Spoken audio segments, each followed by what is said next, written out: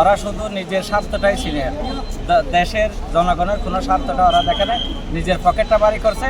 দেশ থেকে লক্ষ হাজার কোটি টাকা পাচার করে বিদেশে নিয়ে গেছে, আমাদের দেশটাকে শুধু ধ্বংসের পথে নিয়ে গেছে। যদি এখানে ইনসাফ ভিত্তিক সমাজ ব্যবস্থা কায়েম হয়, আল কোরআনের যে সমাজ ব্যবস্থা যদি বাংলাদেশে কায়েম হয়, ইনসাফ ভিত্তিক সমাজ ব্যবস্থা যদি বাংলাদেশে কায়েম হয়, তাহলে মানুষ সমানভাবে সমান অধিকার ভোগ করবে, যেখানে বৈষম্য থাকবে না। ইসলামের যে সুমহান বাণী, যে নীতি আদর্শ যদি মানুষের ঘরে ঘরে পৌঁছানো যায়, তাহলে বাংলাদেশ একটা সামনে সমৃদ্ধশালী বাংলাদেশ হিসেবে মাথা উঁচু, বিশ্বের বুকে মাথা উঁচু করে দাঁড়াতে পারবে। সেই বিশ্বাস থেকে বলছি, যদি আপনারা বাংলাদেশ জামাত ইসলামীকে আগামীতে সংসদে পাঠানো যায়, একটা দুর্নীতিমুক্ত, সন্ত্রাসমুক্ত, চাঁদাবাদ মুক্ত দেশ আমরা উপহার পাবো বলে আশা রাখি ইনশাআল্লাহ।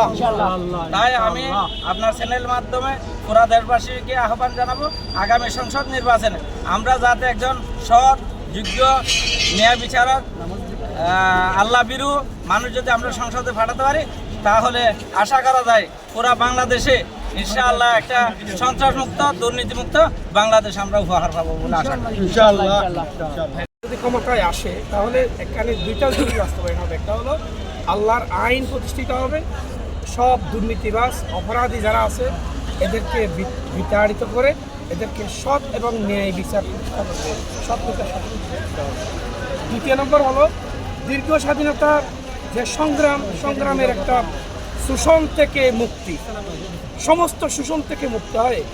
এখন এতদিন পর্যন্ত স্বাধীনতার আগে পাকিস্তানিরা শোষণ করেছে, হানাদার বাহিনী শোষণ করেছে, বাংলাদেশ হওয়ার পর জালিমেরা শোষণ করেছে, নমরুদ ফেরাউনেরা শোষণ করেছে।